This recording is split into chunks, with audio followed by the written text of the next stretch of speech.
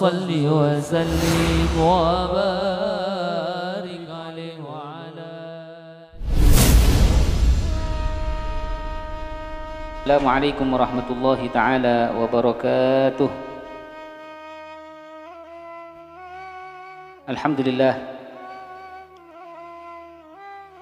hamdan yafuku hamdal hamidin, wassalatu wassalamu ala asyrafil anbiya wal mursalin, sayyidina wa habibina wa syafi'ina wa qurrati a'yunina Muhammadin wa ala alihi wa sahbihi ajma'in. Rabbi shrah li sadri wa yassir li amri wahlul 'uqdatam min lisani yafqahu qawli wa saddid lisani wahdi qalbi bihaqqi sayyidina Muhammad sallallahu alaihi wasallam wa sahbi wal ali amma ba'd.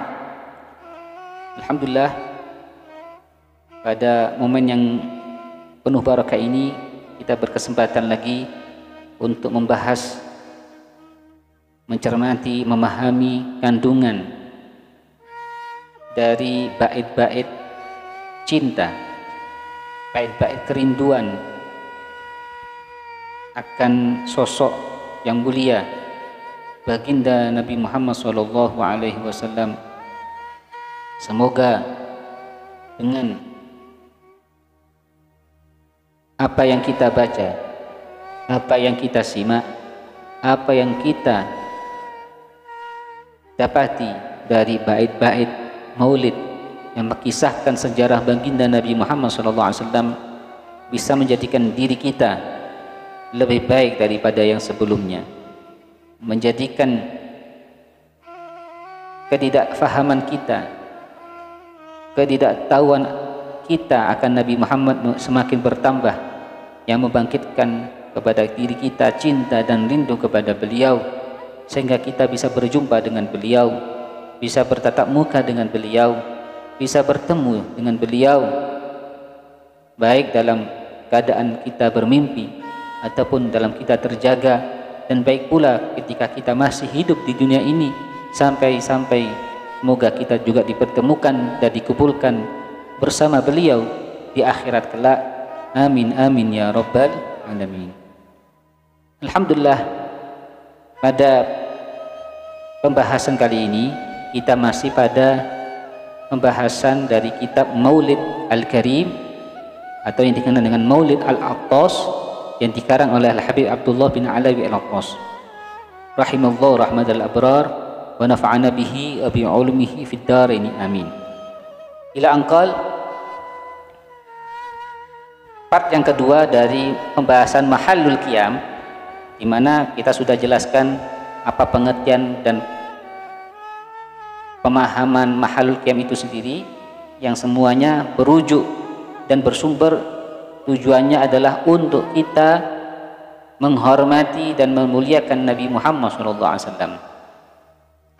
Pemuliaan dan penghormatan kepada Rasulullah sejatinya sudah diawali dan sudah dilakukan oleh Allah Subhanahu wa taala kepada beliau dengan berbagai macam apa yang Allah berikan kepada Rasulullah. Itu semuanya adalah wujud di mana Allah telah memuliakan dan mengangkat derajat Rasulullah SAW, bukan hanya ketika Rasulullah saat diciptakan atau saat dilahirkan, atau bahkan ketika Rasulullah masih hidup, bahkan jauh di mana Rasulullah sebelum dilahirkan diwujudkan sebagai manusia, Nabi Muhammad sudah dikenalkan kepada semua alam semesta, bahkan kepada para nabi-nabi terdahulu ila yaumil qiyamah. Bahkan tidak ada satupun dari para nabi kecuali mereka menyampaikan pesan kepada anak-anaknya, para generasi para nabi setelahnya, akan sosok Nabi Muhammad sallallahu alaihi wasallam. Ini bukti dari apa yang Allah firmankan dalam surat Asy-Syarah, wa rafa'na laka dzikrak, dan kami telah betul-betul mengangkat untuk engkau wahai Muhammad akan penyebutanmu. Makanya kalau kita lihat, kita setiap kali sholat 5 waktu, dalam sholat kita mesti wajib melaksanakan penghormatan dengan kita bersolawat kepada Rasulullah. Kalau kita nggak sholat sama Rasulullah dalam sholat kita, maka sholat kita tidak dianggap sholat dan dianggap batal sholat kita. Jadi di dalam sholat kita harus bersolat kepada Rasulullah. Ini sebagai wujud pemahaman untuk kita semuanya, ya, di saat momen yang sangat sakral yang seperti itu kita tetap harus melewati Nabi Muhammad SAW. Apalagi dalam momen kita di luar sholat, jangan sampai kita hilang pribadi, keteladanan Rasulullah SAW pada diri kita masing.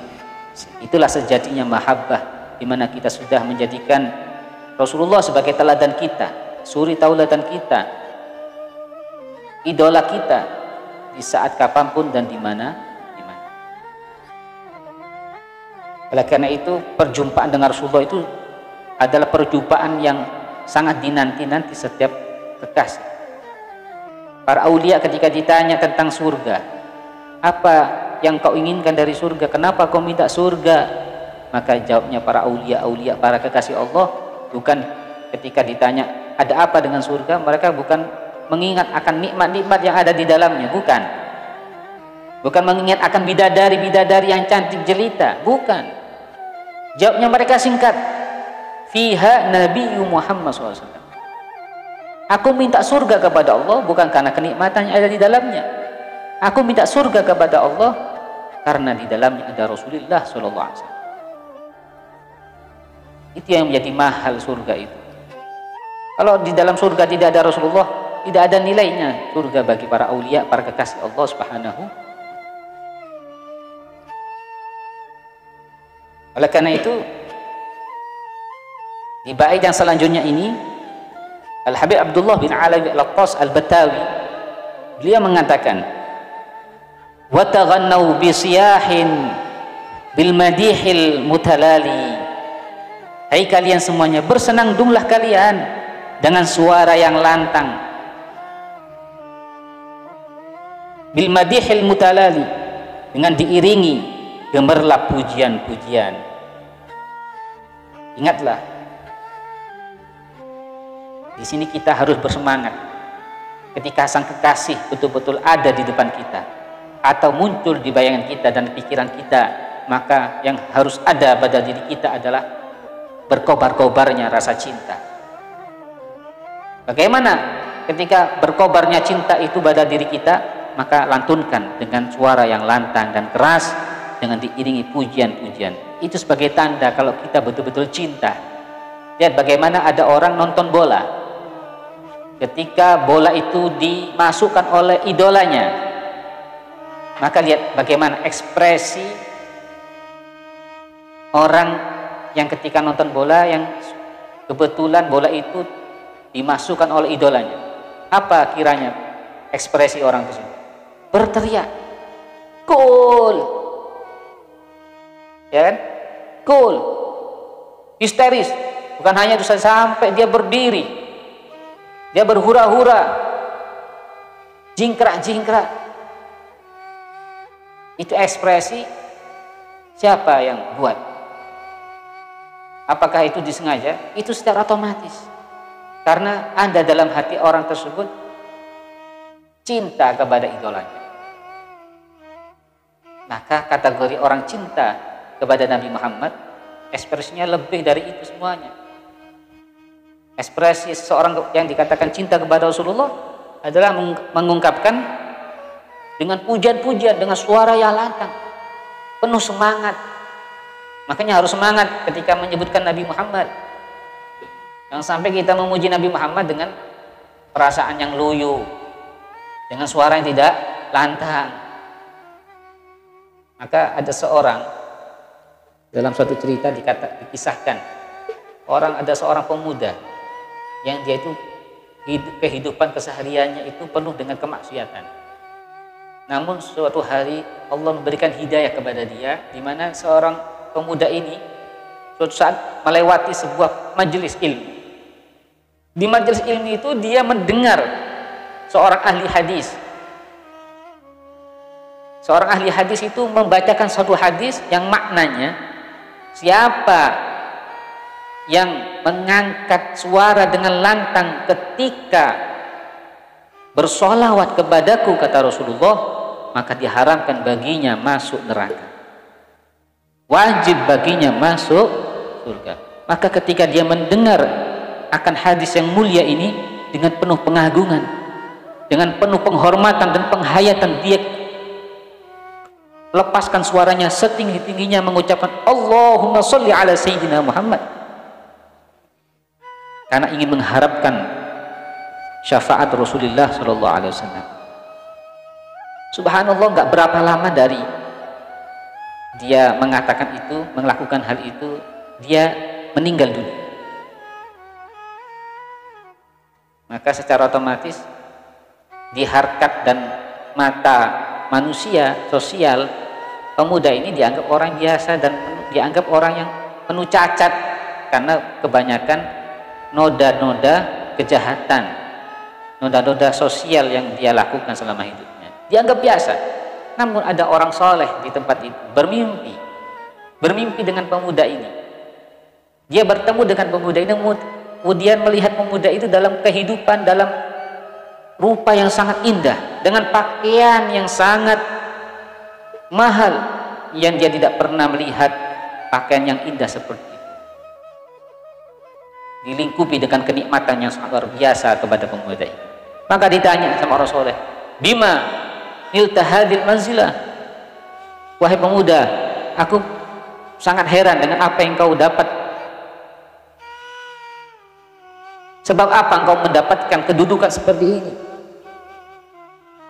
Karena aku tidak melihat dalam kehidupan kau banyak sholat, banyak ibadah. Justru mungkin kebanyakan yang kau lakukan adalah sebuah keburukan dan kejahatan. Maka jawabnya seorang pemuda ini apa, mengatakan, aku ini dapat anugerah seperti ini karena bibarkah as-shalah ala nabi. Suatu saat aku mendengarkan seorang ahli hadis yang barang siapa dengan lantang mengucapkan sholawat kepadaku, kata Rasulullah, wajib dia masuk surga, dia haramkan dirinya masuk neraka. Maka aku mengharap syafaat itu, keutamaan itu, dengan aku mengelantangkan suara. Maka Allah berikan janji itu kepadaku. Ini sholawat harus diiringi dengan semangat. Oleh karena itu dalam bersolawat itu harus dengan aturan. Jangan sampai kita ini bersolawat tapi seenaknya sendiri. Mungkin solawatnya benar tapi kita tidak adab. Seperti apa? Mungkin dengan lantunan-lantunan, nada-nada yang tidak sesuai dengan sholawat itu sendiri, dengan kemuliaan sholawat. Seperti contoh, mungkin kita bersolawat tapi nadanya nada dangdut. Mungkin kita bersolawat mungkin pakai nada-nada yang itu nadanya orang-orang yang ahli fusak, orang-orang fasik yang kita gunakan bersolawat. Itu sepantasnya jangan kita lakukan. Sebagai wujud kita memuliakan Nabi, bersolawat itu memang diperintahkan. Tapi di samping kita bersolawat, kita harus punya adab dan akhlak. Bagaimana cara bersolawat yang diajarkan oleh para ulama? Cara yang baik, perbuatan yang baik, tapi kalau tidak diiringi dengan cara yang baik, maka perbuatan itu bisa ternoda dan tidak menjadi suatu yang baik. Mungkin akan berkurang nilai. Haruslah kita tahu adab dan bagaimana cara kita berbuat baik. Benar di sini beliau menyebutkan syammimu rayyahu tiban bi khusyu'in wa tihali. Ciumlah kalian akan bau harumnya yang semerbak dengan khusyuk, dengan iringan dan permohonan. Oleh karena itu ketika mahal qiyam ini adalah tempat kita bermunajat, mahalul munajah. Maka beliau menganjurkan ketika kita ini bermahalul qiyam betul-betul ya membayangkan, betul-betul menjadikan hati dan pikiran kita satu, fokus kepada Rasulullah SAW. Rasakan akan kehadiran Nabi Muhammad. Walaupun kita tidak bisa melihat, merasakan, yakinlah Rasulullah sedang melihat kita di tempat itu. Mungkin beliau memandang kita, mungkin boleh jadi lagi Rasulullah mendekati kita, memeluk kita, namun kita tidak sadar. Tapi kita harus berhusnudzon di tempat-tempat yang mulia seperti ini, di momen-momen yang seperti ini. Inilah momen yang sangat luar biasa, jangan sampai kita kelewatan. Ya, bi khusyu'in wabtihali, kata beliau. Dengan khusyuk dan dengan penuh permohonan. Mohonlah apapun yang kau inginkan di tempat yang saat ini, di momen yang sakral ini. Kau minta kepada Allah, kau minta hajat-hajat dalam hatimu, kau sampaikan apa hajat. Ketika kau ingin ampunan Allah, maka ini juga momen yang sangat pas, tepat kau meminta ampunan kepada Allah. Aniku jisman syarifan waghnabu syurbaz zulali, peluklah tubuh yang mulia ini dan nikmatilah minuman yang segar. Inilah, tidak ada perkumpulan, tidak ada jamuan yang paling luar biasa, yang paling nyata, menyenangkan dan memuaskan daripada jamuan yang di situ kita mengingat Rasulullah Shallallahu Alaihi Wasallam. Semuanya penuh barokah. Apa yang disuguhkan dari dalam perayaan Maulid Nabi Muhammad itulah suguhan yang penuh barokah. Apa yang dihidangkan untuk perayaan itu adalah sungguh sesuatu yang paling mulia dan paling berkah. Tidak akan rugi orang-orang yang berderma untuk perayaan-perayaan tersebut. Nikmatilah semuanya. Ini adalah kegembiraan, semuanya berdasarkan perintah Allah Subhanahu. Fabidzalika falyafrah. Tidaklah dengan itu, dengan rahmat yang Allah turunkan kepada kita semuanya, yaitu Nabi Muhammad, adalah bergembira semua. Kita dalam keadaan bergembira, sukacita. Awihu syauqan wa qulu ya rasyajud bil wisali. Kata Habib Abdullah Atas, mengadulah akan kerinduan kalian dan katakan kepada kekasihmu itu, yaitu Rasulullah SAW, ya rasyajud bil wisali, wahai kekasihku, bermurah hatilah dengan meraja perjumpaan denganku. Kalau kita contoh nih, kita lihat televisi, ada orang saking cintanya sama idolanya, mungkin pemain bola atau artis, lihat dia berusaha mengejar idolanya kemanapun berada. Mungkin ketika datang idolanya ke satu tempat, maka dia akan mengejar, memintakan datang, meminta foto, bagaimanapun cara. Ya. Bahkan dia selalu mengatakan kalimat-kalimat kepada idolanya, ingatlah aku, namaku si fulan. Ya kan? Ya. Hal ini mungkin ya, bisa kita katakan ini penuh kesia-siaan. Tapi kalau ini terucap kepada Nabiuna Muhammad SAW, ini tidak akan pernah sia-sia. Maka katakan dengan hati yang tulus, ketika di tempat yang sangat sakral seperti ini, di mahalul qiyam, di tempat kita bermunajat, ya rasyajud bil wisal, ya Rasulullah, kita minta kepada beliau mau berhubungan dengan kita, mau melihat kita minta sama Rasulullah. Karena sejatinya perjumpaan dengan Rasulullah itu di samping karena Allah yang mengizinkan, yang kedua adalah ada izin dan keinginan Rasulullah untuk bertemu dengan kita. Kalau bukan karena ingin ketemu kita, Rasulullah nggak akan terjadi namanya perjumpaan. Maka kita minta sama Rasulullah. Yang penuh dosa ini, yang penuh kemaksiatan yang kita lakukan, Rasulullah masih mau melihat kita, memandang kita, bahkan merajut hubungan dengan kita. Dan ketahuilah, Rasulullah adalah insan, manusia yang penuh rahmah, insan yang penuh kasih sayang kepada manusia, apalagi dengan kaum muslimin dan kaum mukminin. Pasti dan saya yakin Rasulullah akan mau dengan kita.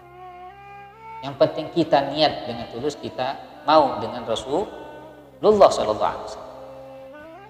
Semuanya harus diikat dengan rasa mahabbah dan ta'zim, penghormatan kepada beliau.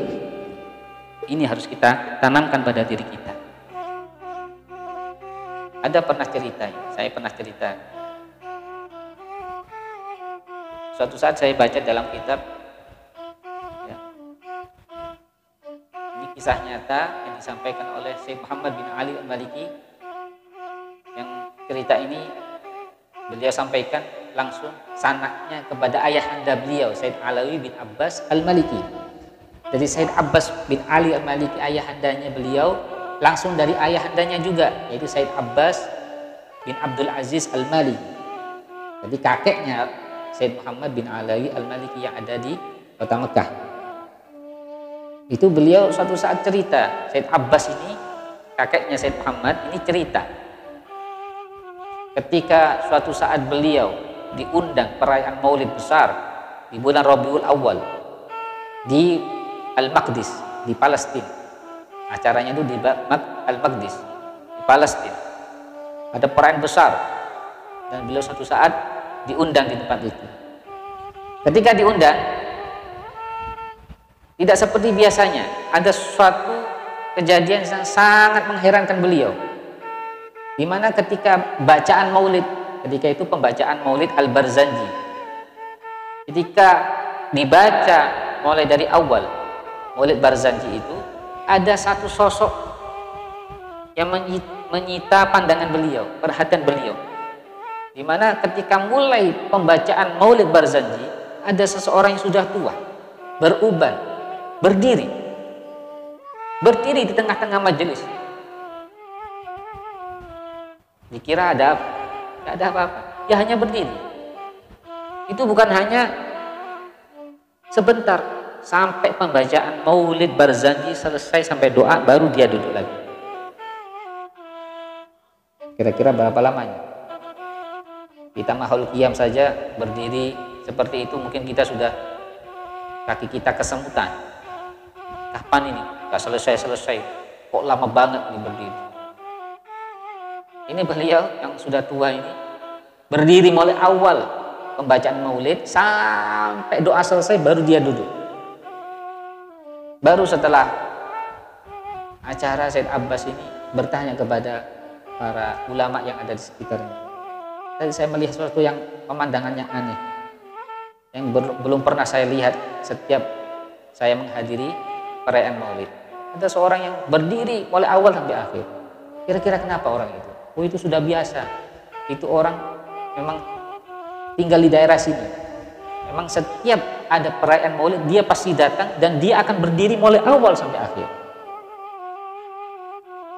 Dan itu tidak terjadi karena memang ada kisah di balik itu. Apa kisahnya?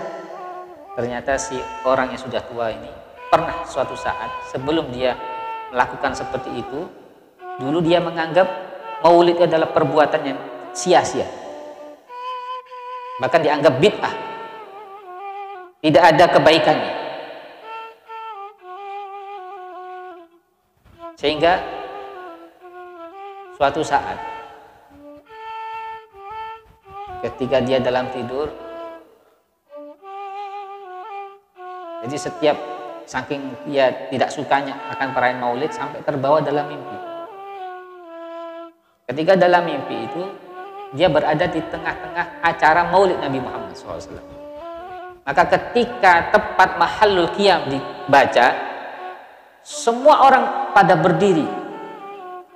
Ketika orang-orang berdiri, ternyata ketika mereka berdiri itu sedang kedatangan sosok yang sangat mulia, yang sangat tampan dan tidak pernah dilihat oleh sebelumnya. Dan mereka semuanya yang berdiri tadi itu betul-betul menyambut kedatangan orang ini.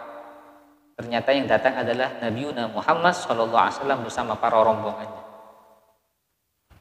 Maka ketika orang tua ini melihat kedatangan Rasulullah SAW dan dia ingin berdiri ketika datangnya Rasulullah, seperti halnya orang-orang yang di sekitarnya, namun seperti dia tidak mampu untuk berdiri, lemas, seperti lumpuh. Maka ketika seperti itu, Rasulullah ketika datang itu langsung berada melewati orang ini. Ketika berada di depan orang ini, Rasulullah langsung bilang kepada orang tersebut, kau tidak akan mampu berdiri, kau tidak akan bisa berdiri. Maka Rasulullah tetap langsung jalan, melanjutkan sampai kepada shaf yang paling terdepan dan berada di podium yang tertinggi. Maka tidak lama orang ini bangun dari tidurnya. Subhanallah. ketika dia terbangun sadar tadi, betul-betul kakinya lumpuh, tidak bisa berdiri. Maka dia menjerit, menangis. Kenapa saya nggak bisa berdiri? Menangis. Sampai dia itu sampai berapa bulan seperti itu. Di tengah-tengah dia seperti itu, dia mengatakan, dia bernazar, andai kata aku diberikan kesembuhan akan dosa-dosaku, akan sebab dosa-dosaku itu, maka aku bernazar setiap kali aku menghadiri maulid Nabi, aku akan berdiri mulai awal sampai akhir. Menyesal dia, merasa berdosa dia. Akhirnya dia suatu saat bermimpi lagi. Di dalam mimpi itu dia melihat perayaan maulid, berada di tengah-tengah maulid, dan ketika maulid qiyam dikumandangkan, dibaca, semua orang berdiri menyambut kedatangan Rasulullah juga yang hadir di tengah-tengah mereka. Maka ketika dia bangun, dia tidak bisa bangun. Maka Rasulullah tiba-tiba berdiri di depannya, kemudian mengelus, mengusap kakinya. Kok bisa sembuh? Kau sembuh sekarang. Kau sembuh. Maka Rasulullah kemudian lanjut kepada shaf yang pertama. Kemudian terbangun dari mimpinya orang ini, kemudian orang ini subhanallah sembuh dari sakitnya, dari lumpuhnya sembuh. Biiznillah, dengan izin dan barokahnya Rasulullah sallallahu alaihi wasallam. Karena itu orang ini setiap menghadiri perayaan Maulid Nabi Muhammad, dia berdiri. Dia sampai menangis karena teringat bahwasanya apa yang dia lakukan itu penuh dosa, penuh kesalahan, dan dia betul-betul maksimalkan sisa umurnya itu untuk fi khair. Dia betul-betul bermunajat kepada Allah Subhanahu wa taala. Oleh karena itu, wahai ikhwan wa akhwat, para saudara-saudara kaum muslimin dan muslimat, kita sungguh-sungguh beruntung dengan Maulid Nabi Muhammad SAW. Oleh karena itu, kita harus betul-betul menjadikan Maulid ini sebagai salah satu benteng di akhir zaman, sebagai penguat akan keimanan kita, sebagai penghubung kita dengan Rasulullah Shallallahu Alaihi Wasallam. Semoga dengan sedikit ini akan bisa menjadikan diri kita lebih paham, lebih mendalam lagi rasa cinta kita kepada Rasulullah Shallallahu Alaihi Wasallam. Hadanallahu iyyakum. Insyaallah kita lanjutkan pada part yang ketiga. Insyaallah kita akhirkan, kita selesaikan Mahalul Qiyam ini pada episode yang selanjutnya. Wallahu a'lam. Assalamualaikum warahmatullahi taala wabarakatuh.